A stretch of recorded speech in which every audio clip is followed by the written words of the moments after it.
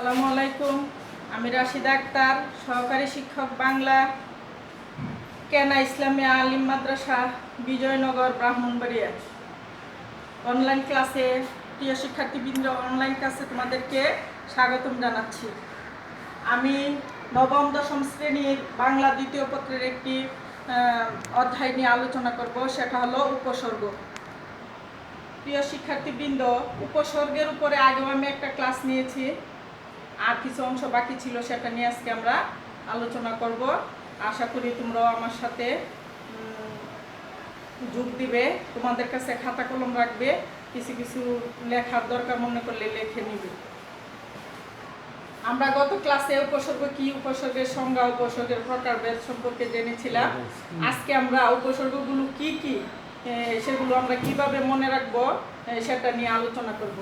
আমরা জানি উপসর্গ তিন প্রকার: বাংলা উপসর্গ, তৎসম উপসর্গ, বিদেশি উপসর্গ। বাংলা উপসর্গ মোট 21টি। এই 21টি উপসর্গকে আমি কয়েকটি লাইনে ভাগ করে নিয়েছি মনে রাখার সুবিধার্থে। তোমরা একটু সেটা দেখো এবং সম্ভব হলে খাতায়ও লিখে নিতে পারো। সবগুলো যদি আমরা একসাথে পড়তে যাই তাহলে দেখা যায় অনেক সময় আমাদের মনে থাকে না, আমরা অনেকটা গুলিয়ে ফেলি। আমার মনে হয় আর কি, এভাবে যদি আমরা ভাগ ভাগ করে শিখে নিই তাহলে আমাদের মনে রাখার সুবিধা হবে। তোমরা একটু এইভাবে যদি তোমরা সুবিধা মনে করো তাহলে এইভাবে লিখে নিতে পারো। দেখো, এইভাবে পড়লে আমার মনে হয় তোমাদেরও মনে থাকবে। ও, অঘা, অজ, অনা। ও, অঘা, অজ, অনা। আ, আর, আন, আব। ইতি, উন, পদ, কু। নি, পাতি, বি, ভর। নি, পাতি, বি, ভর, রাম। স, সা, সু, হা। এভাবে যদি আমরা পড়ি তাহলে মনে হয় মনে রাখার সুবিধা হবে। আমি আবার পড়ে দিচ্ছি, দেখো। ও, অঘা, অজ, অনা। ও, অঘা, অজ, অনা। আ, আর, আন, আব। ইতি, উন, পদ, কু। নি, পাতি, বি, ভর, রাম।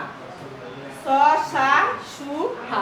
এভাবে আমরা মনে রাখার চেষ্টা করবো। এই উপসর্গগুলো আমরা মুখস্থ করে নিব। বাংলা উপসর্গ সাধারণত বাংলা শব্দের পূর্বে বসে। যেমন ধোঁয়া, এটা আ উপসর্গ যুক্ত হয়েছে। আধোয়া, নিখোঁজ, বিফল। এখানে আ একটি উপসর্গ, নি একটি উপসর্গ, বি একটি উপসর্গ। যেহেতু বাংলা শব্দের পূর্বে এই উপসর্গগুলো বসেছে, এগুলো হলো বাংলা উপসর্গ। তৎসম উপসর্গ 20টি। তৎসম উপসর্গ 20টি। বাংলা ভাষায় কিছু সংস্কৃত শব্দ সরাসরি বাংলায় প্রবেশ করেছে, এগুলো হলো তৎসম শব্দ। এই তৎসম শব্দের পূর্বে যে উপসর্গগুলি বসে এগুলো হলো তৎসম উপসর্গ। তৎসম উপসর্গ গুলো সাধারণত তৎসম শব্দের পূর্বে বসে থাকে। তৎসম উপসর্গগুলো তৎসম শব্দের পূর্বে বসে শব্দের অর্থের সংকুচন বা সম্প্রসারণ করে থাকে। যেমন নিবারণ, নির্বাসন। এখন আমরা তৎসম উপসর্গ আছে 20টি। 20টি তৎসম উপসর্গকে কয়েকটি সারিতে ভাগ করে নিয়েছি মনে রাখার সুবিধার্থে। আমরা একটু পরে নিয়ে দেখো। প্র, পরা, অপসম। প্র, পরা, অপসম। নি, অনু, অব, নি। নি, অনু, অব, নি। দূর, বি, অধি, সু। উৎ, পরি, প্রতি, অতি। উৎ, পরি, প্রতি, অতি। অপি, অভি, উপ, আ। এভাবে যদি আমরা সারিবদ্ধ করে অল্প অল্প করে পড়ি তাহলে আমাদের মনে থাকবে। আমরা এইভাবে এগুলো পড়ব। প্রিয় শিক্ষার্থীবৃন্দ, এখানে তোমাদেরকে আমি একটা কথা বলে দিতে চাই। বাংলা উপসর্গ এবং তৎসম উপসর্গের 4টি উপসর্গ আছে একই রকম। যেমন আশুবিনী, আশুবিনী, এই 4টি উপসর্গ বাংলা উপসর্গেও আছে, তৎসম উপসর্গেও আছে। অনেক সময় আমাদের মনে প্রশ্ন জাগে যে আশুবিনী যেহেতু বাংলা উপসর্গ আছে, তৎসম উপসর্গেও আছে, তাহলে আমরা এগুলো কিভাবে চিনব?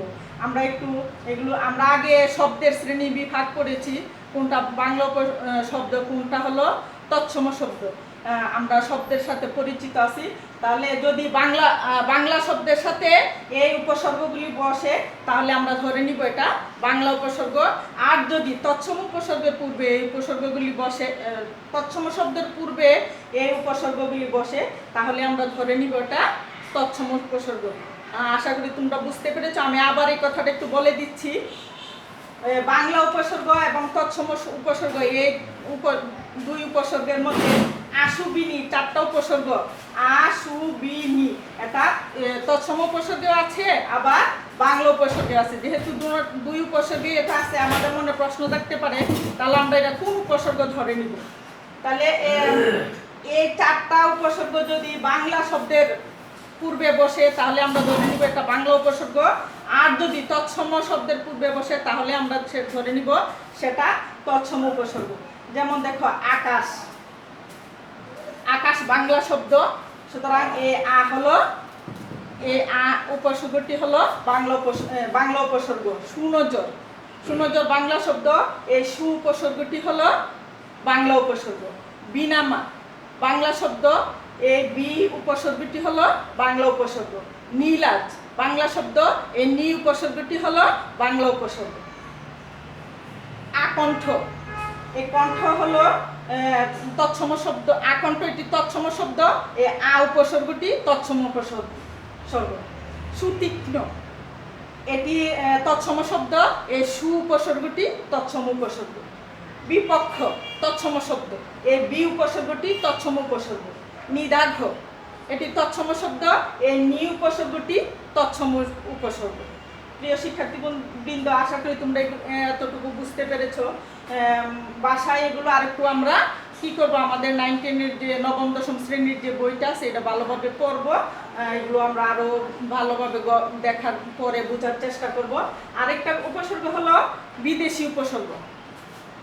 বিদেশি উপসর্গে গত ক্লাসে আমরা জেনেছি ফার্সি উপসর্গ আছে, আরবি উপসর্গ আছে, ইংরেজি উপসর্গ আছে, উর্দু উপসর্গ আছে। যেমন ফার্সি উপসর্গ বদমেজাজ, বেয়াদব, এখানে বদ বে এগুলো হলো ফার্সি উপসর্গ। আরবি উপসর্গ খাসমহল, গরমি এগুলো হলো আরবি শব্দ। এই খাস হলো আরবি উপসর্গ, গরমি এই গড় হলো একটি আরবি উপসর্গ। ইংরেজি যেমন ফুল হাতা, হাফ স্কুল, এই ফুল এবং হাফ ইংরেজি উপসর্গ।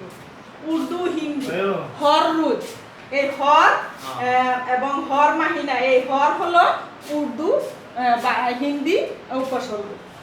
প্রিয় শিক্ষার্থীবৃন্দ, আমরা এখানে যা যা জেনেছি আমাদের যে নবম দশম শ্রেণীর বাংলা দ্বিতীয় পত্র বইটি আছে সেটা থেকে আর একটু ভালো করে পড়াশোনা করব এবং এগুলো আমরা বুঝার এবং শেখার চেষ্টা করব।